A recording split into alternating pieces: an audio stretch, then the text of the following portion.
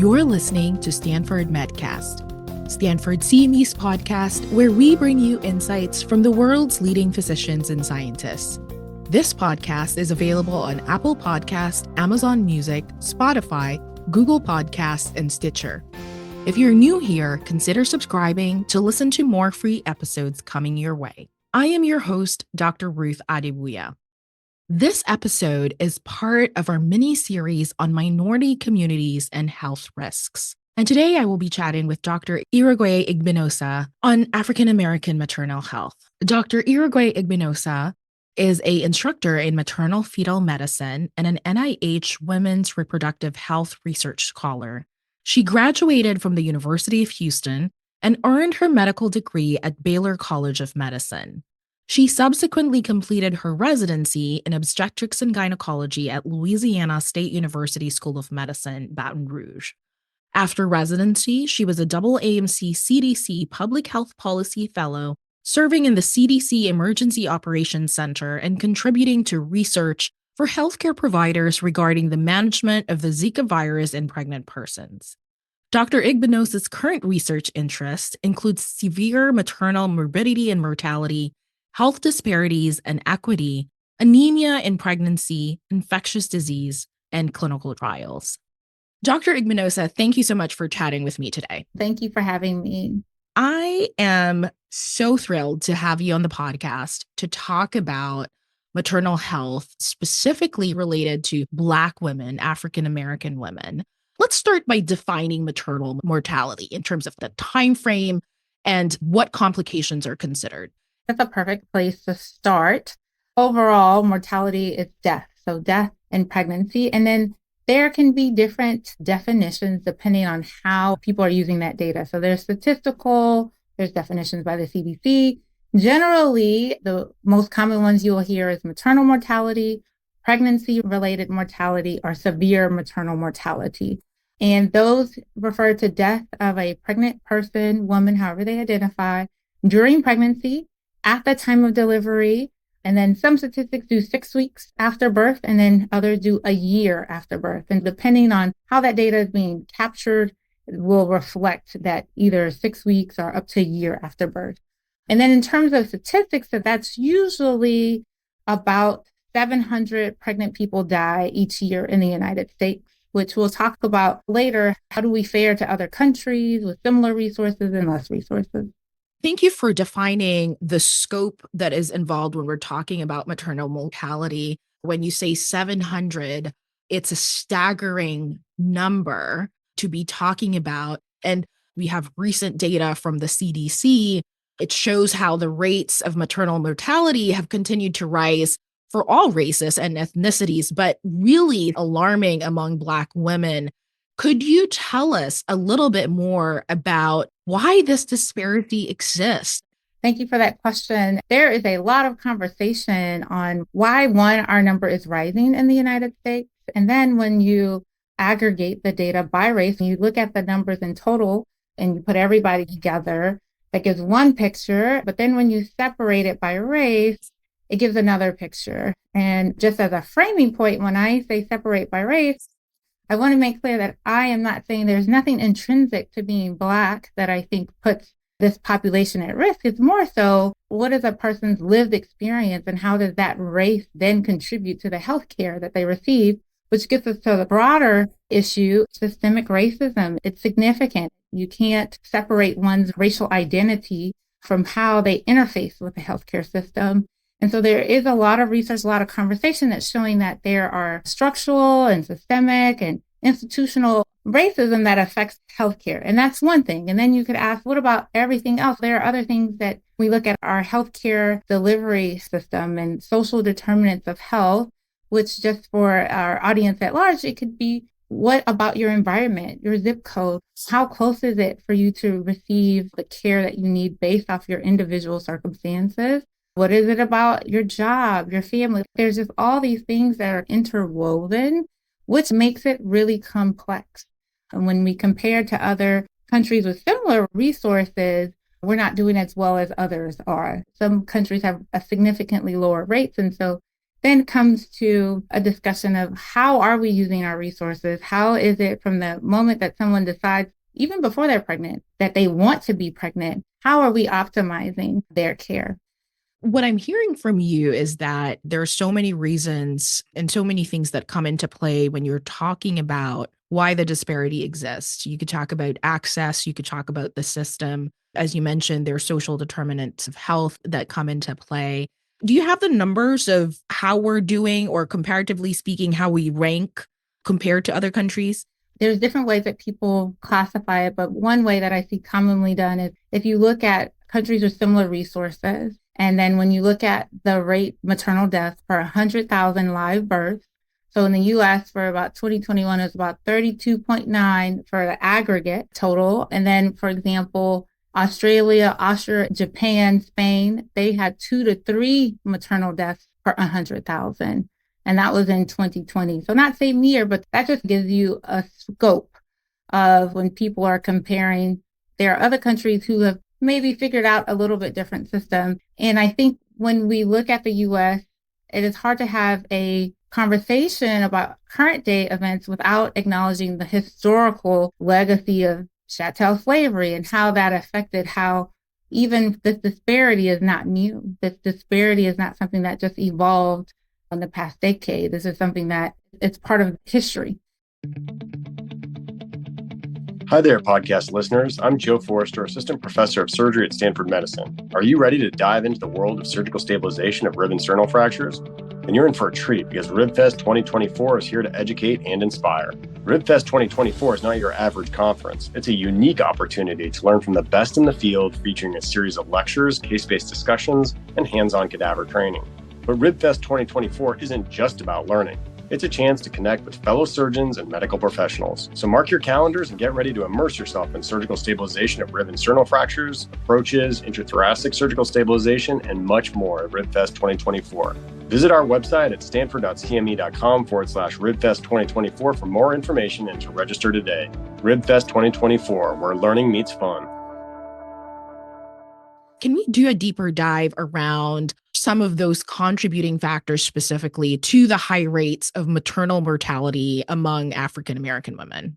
If you're a visual like me, I'll try and talk through a visual. For example, I gave an aggregate for what it is for the US, but now let's break it down by ethnicity for that same year of 2021. And so our aggregate was 32.9. And for white pregnant patients, it was about 26.6 deaths.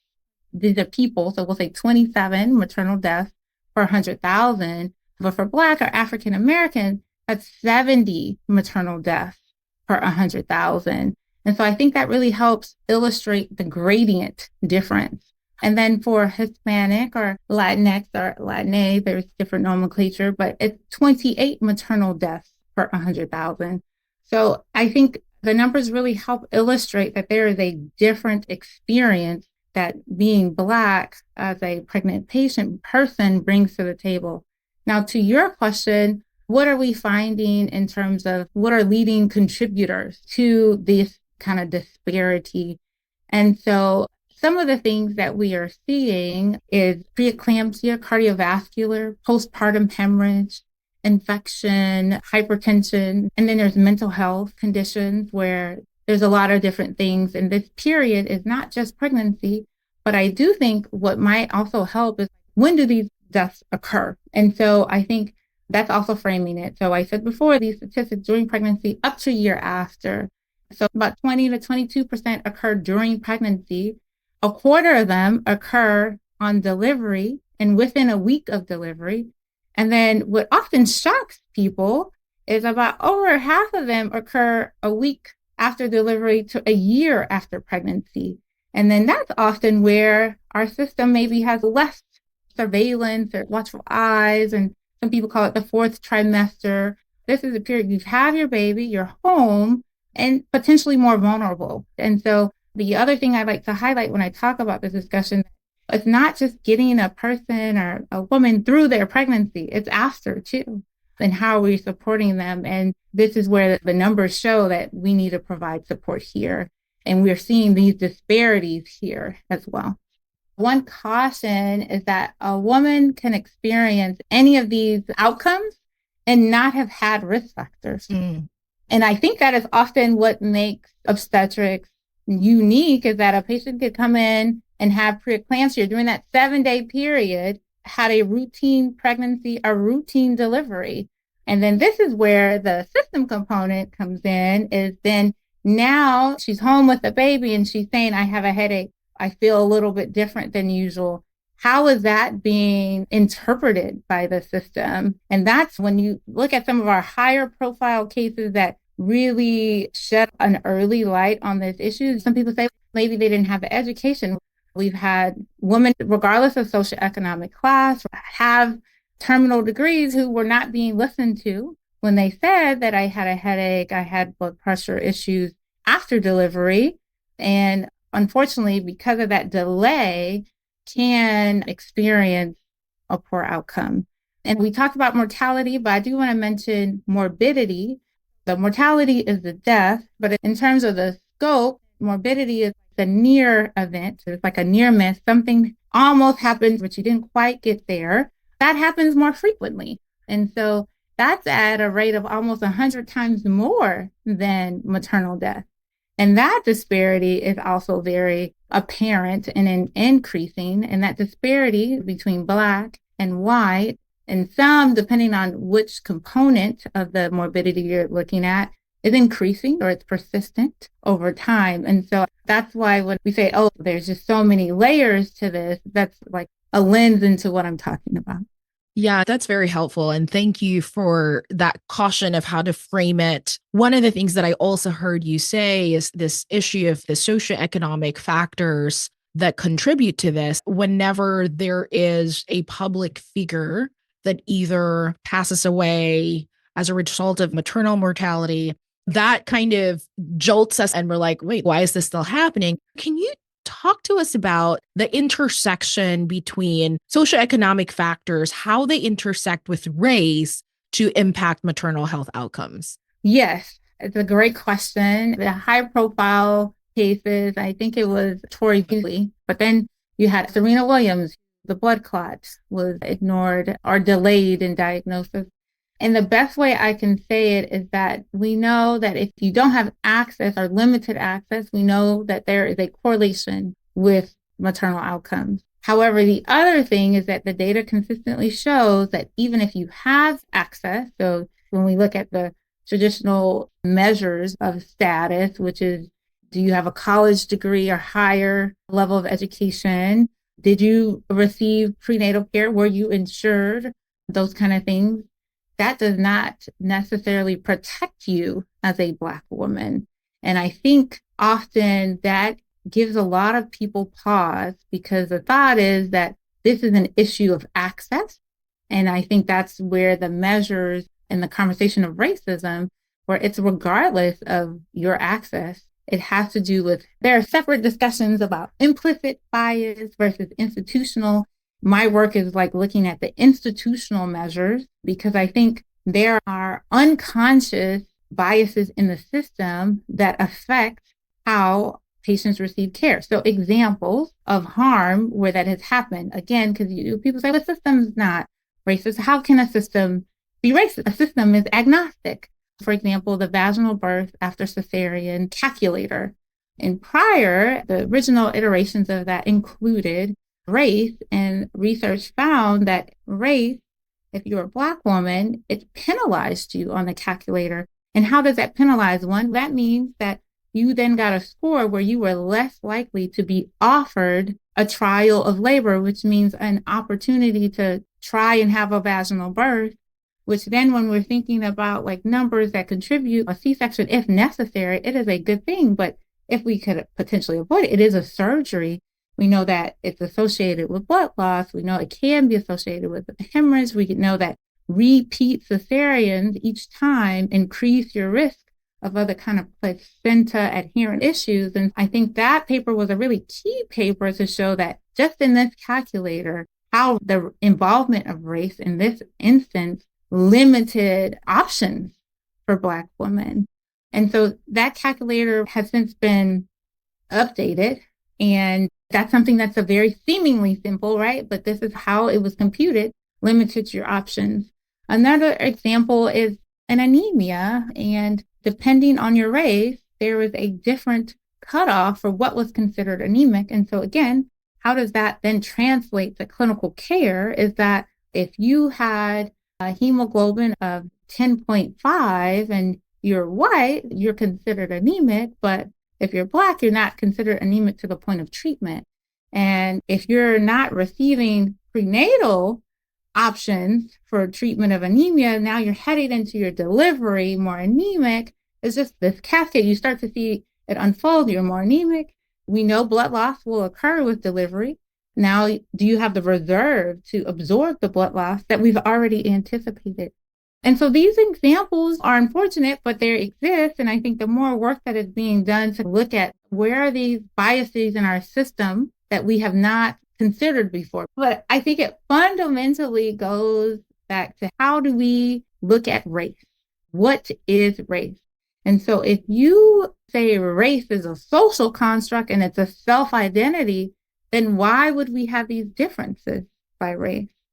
The Human Genome Project, we've had different things that show there's no gene for race. There's differences based off our acculturation, geographical, but there's no genetic reason that people should be treated differently. There is so much to unpack with what you've said so far, and I could keep talking to you forever. And I know that we need to move on, but one of the things that was pretty powerful from the examples that you gave, and going back to the question I asked about the intersection between socioeconomic factors and its intersection with race and its impact, because those two examples that you gave had nothing to do with access. It didn't matter what your socioeconomic status.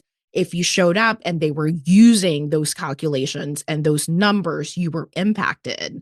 And I also appreciate that the lens of your work in terms of helping to identify the areas within institutional systems, looking at what the processes are and debunking this idea that the system is agnostic, but it's not really when you have these things. The other thing that came up as I was looking into this topic, and I think has been talked about not only in maternal health, but just generally, has been the expression and assessment of pain. And so I'm curious to get your thoughts around that piece and whether you can talk about some of the disparities in prescription pain medication or the utilization of pain management strategies for Black women during labor and postpartum recovery.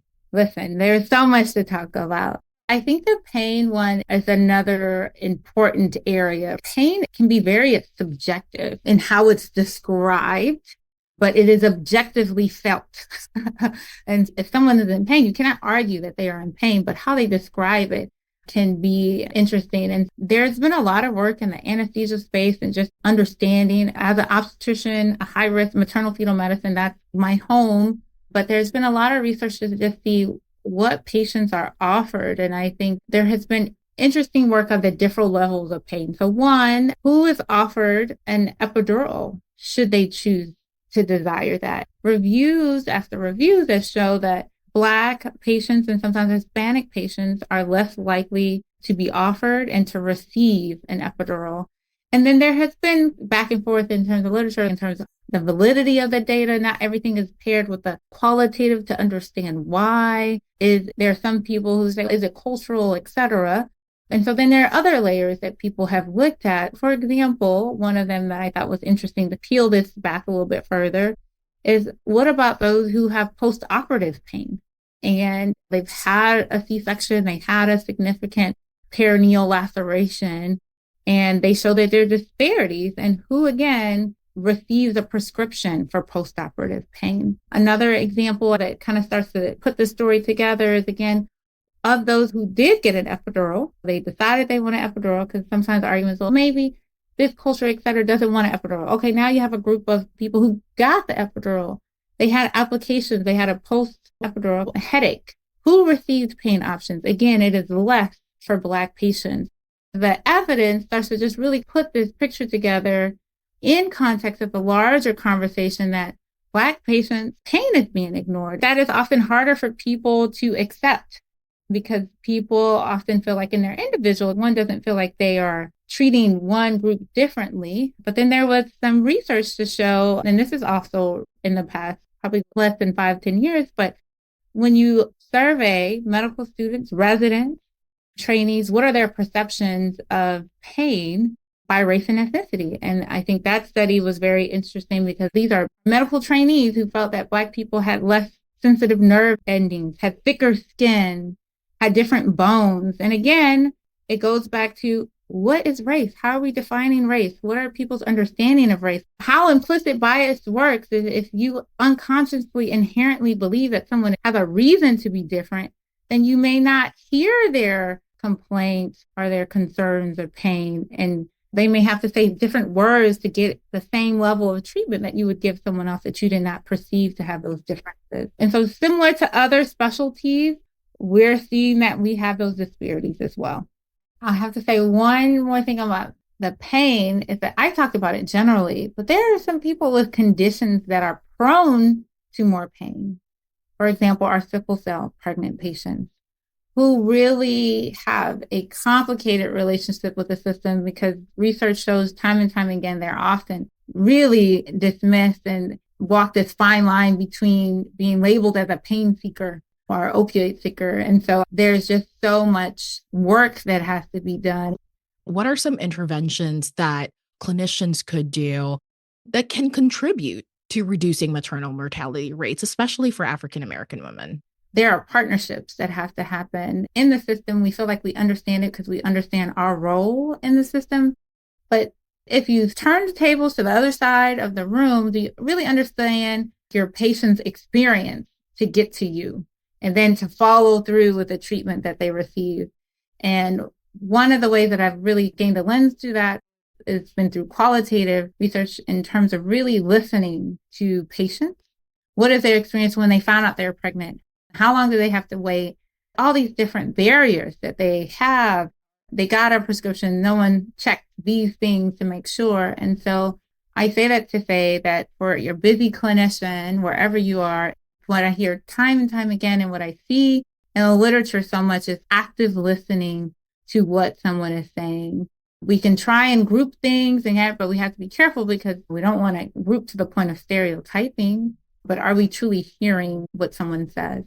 And then from a system basis, there is a lot of initiatives, and through California, we see this, other places where if you can get a good evidence-based quality intervention, how you inform your quality intervention, there should definitely be different stakeholders from the patient and clinical side. But I think once you have all those pieces to inform an intervention, evidence-based protocols really can help change and move the needle.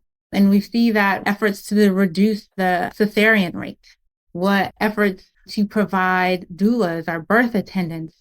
And all of this came not from one person's great idea, it came from partnerships. And I think for a busy clinician, that might be hard to do, but finding those ways into those conversations, but it just at a granular level, on a day-to-day level, the patient in front of you, have you heard what they said? And so how can patient advocacy and empowerment play a role in improving maternal outcomes? And what role, if any, can healthcare providers play in supporting those efforts? There are a lot of campaigns and there's a lot of grassroots organizations. So I think we're talking about Black maternal mortality. I really would like to highlight there's Ancient Song, there's Black Mamas Matters Alliance, there's the Black Legislative Caucus. There's all these different groups who have, depending on one's interest, have started and created templates for conversations. There's CDC's Hear Me campaign, which just has a list of warning signs. I think there's just a lot of education can go on. And if you're thinking from an office perspective, do you have just information available in your clinic about what these warning signs? Maybe it's not something you can tackle each visit, but does your patient know if they have a headache or blurry vision or right upper quadrant pain during pregnancy, they should be evaluated? That's not something you should sweep off. Or we give a lot of stuff electronically or after delivery, but do they know how to reach the office or reach the hospital if they're having a fever, discharge, just practical steps? And so for patients, I often refer them to the Hear Me campaign because it's a list of items. And I often refer them to Black Mamas Matters Alliance because it gives steps on how to talk to your provider. And then from the provider perspective, I also reference them to CDC because it has that list, and then also has prompts for people in their office. Then there's March of Dimes and California Maternal Quality Care Collaborative. They have different protocol bundles that you can have. There's a lot of different lists. And I think as you start to search, the things just become available. And then another actionable step from my healthcare provider is screening practices. We're targeting so much for a 15-minute visit. And so how can we identify patients who have more risk factors, who needs to be on aspirin to prevent preeclampsia? And there's different ways, different models that different organizations have utilized to get some of the screening of patients before they even enter. And in some regards, there is a lot of fear. And I think the best way is we acknowledge that this problem exists and that we are proactively doing our best to try and make sure that we're serving the people that we take care of. You're a research scholar who's focusing specifically on this area. It sounds like there's a lot of great work being done, but there's still more work to be done. What are some interventions or some strategies that show promise that you're excited about that will help improve postpartum outcomes for this demographic? I'm really excited about what we're seeing with partnerships. There's partnerships with doulas. I mentioned that. There's partnership with midwives. There's partnerships with centering, group prenatal care, because there's some groups who are women who are comfortable and that they learn more from each other. They may not have that question during their visit, but we're starting to see for small groups that we can get together of pregnant patients that they're learning from each other. They are providing a support system for each other, for their partners. So it's like little communities that are developing. And so that has been very promising to see. These groups are having success. And I think the key thing, I just cannot emphasize the partnerships, that we have to move beyond the walls of our hospitals and our clinics, because that's not where our patients live. They're for very short times. And I'm not saying that we have to take another profession, but in partnering with those who understand that other side, there are gaps that are closed. And we see that primary health care, and just, I'm talking about the obstetric space, but there are disparities in just your gynecological care.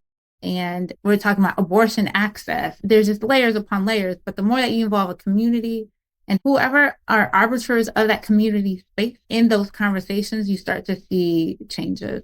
I think that's an excellent way to close our conversation with a call to action for clinicians to think about how they can leverage the resources that are around them to better serve their patients and the communities that they serve.